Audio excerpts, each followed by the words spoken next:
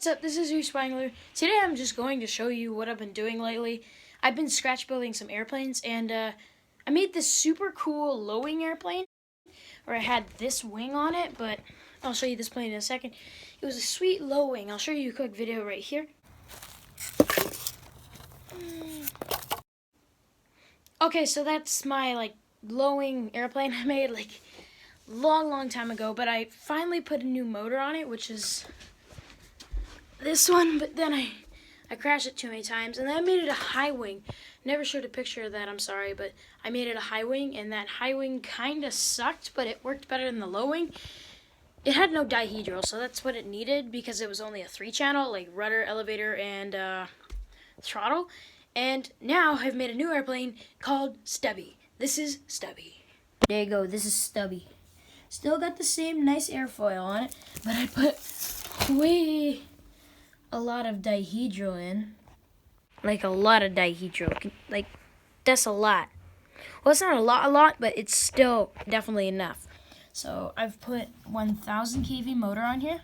There you go. It's right there. 1000 A2212 13T. I don't know why that says that. It's 1000 kV motor. It's from Ghoul RC, I think it's called.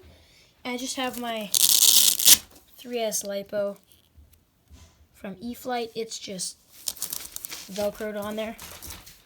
And I rubber banded the wing on just so it can take so many crashes. And we go under here. We have the ESC. Going back to here, we have my receiver. It's on the tail because when the tail pops off, it keeps on ripping these plugs out. So I made this extra long and just barely taped it so it can go bigger. I think you get the point. So when the tail comes off, when I crash, it's actually elastic banded on here. So I can... Oh, looks like my cat chewed this one up. So I'll just grab another elastic, but it's elastic banded on there, so...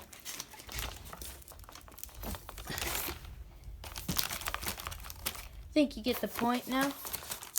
Just it's really flexible, right? And it goes back to the same place. That's the nice thing with rubber banding things on. It'll just snap the elastics if you crash it, so no big deal. Put new elastics through it, and that's about it. I just have huge surfaces. Since this thing is so stubby and short, I'm gonna need a way bigger rudder because you need to. This is like a bank and yank technique. I'll explain this to you really quick. So, you give it rudder. That's yawing the airplane. That's giving this more lift, which is pulling this up. Once it's pulled up, you can add some elevator, which will bank it and then yank it around. That gives you a nice coordinated looking turn. But really, it's like a cheating turn. And you're going to need ailerons for a real turn because you need ailerons, elevator, and rudder. So, this is my new airplane that I call Stubby. So, we're going to go do a test flight. Big nose.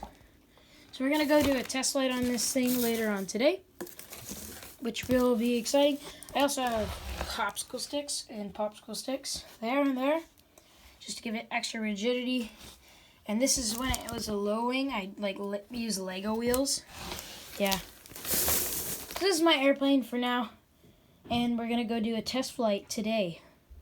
So I'll see you then. And here's my way too big rudder. It only used to be like this, and now it's like this. So it has way too much throw, just in case. So why the heck not? So I did that so we could turn it, just in case. So yeah, it flew amazing, Stubby. It was awesome. I just broke I broke the tail off. But it took quite a few crashes and it actually flew, and I hit the nose down right into the ground super hard. And this prop saver, I guess the smaller, the prop can actually pull itself off and then it starts to vibrate like this.